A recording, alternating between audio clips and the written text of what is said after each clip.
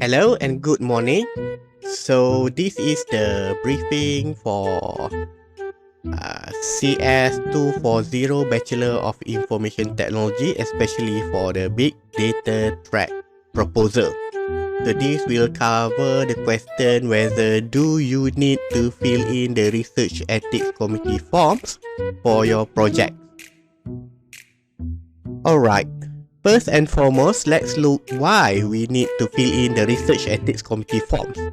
So we need to fill in the Research Ethics Committee forms because the university wants to protect the research participants. And we want to minimize the risks and harms to the participants when you are running your research. Another purpose of the Research Ethics Committee is to ensure that the integrity of the research is well protected. We need to ensure that the research can be done safely, with minimal risk and without harm to the participant. And then the research integrity is well protected.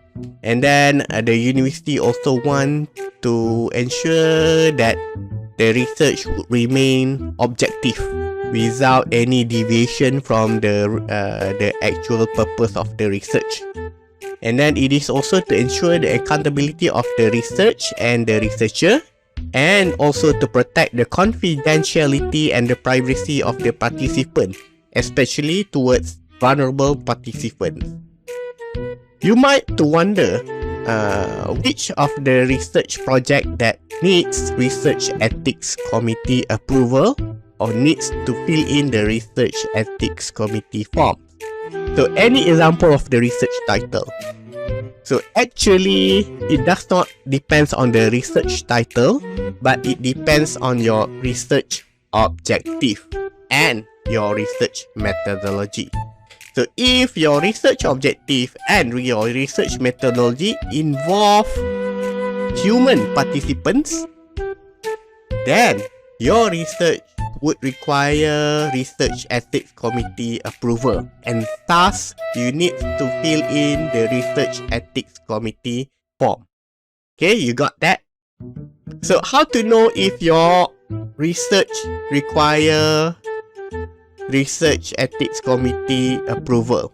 This is simple. If your research involves any human participants such as students, staff, employees, old person, children, teenagers, or any form of human being in the course of during the course of the research, such as you need to collect the data from the students, or collect the data from the staff, employees, or old persons, or children, or teenagers, or you need to perform tests, then definitely your research needs Research Ethics Committee approval, and you need to fill in your Research Ethics Committee form. So any methodology which involve human participants, that also includes interviews, questionnaires, and observation. Okay, these require Research Ethics Committee approval and Research Ethics Committee forms. And then, mind you that if you fill in your Research Ethics Committee form, you need to determine the interview question firsthand. If you want to do interview for your research to collect data, then you have to have your interview question at hand. So you have to design your interview question from now. And then you have to include your interview question in your Research Ethics Committee form for approval. Similarly, if your project require the use of usability test or user acceptance test or UAT or technology acceptance model, you need to come up with the technology acceptance questionnaire right now and then include it inside the Research Ethics Committee forms. Maksudnya, dalam bahasa Melayu ni saya terangkan maksudnya, kamu kena sediakan soalan tu secara lengkap sekarang.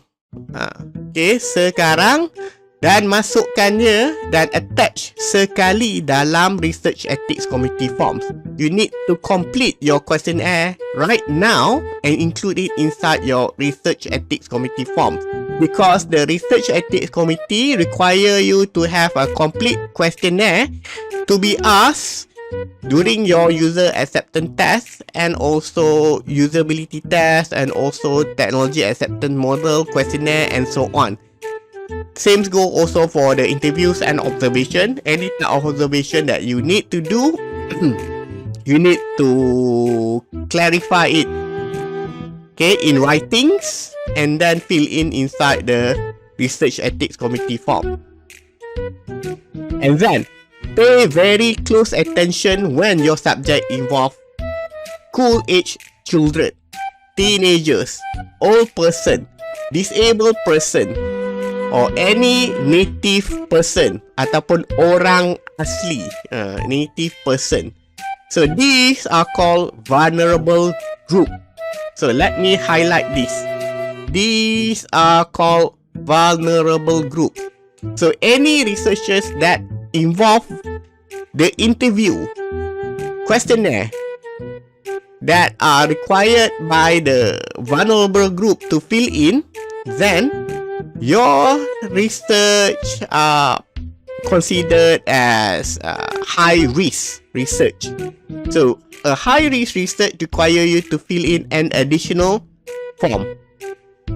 So you have to fill in an additional form which takes longer time for approval. So you have to pay very close attention when your subject involve these types of subject or group.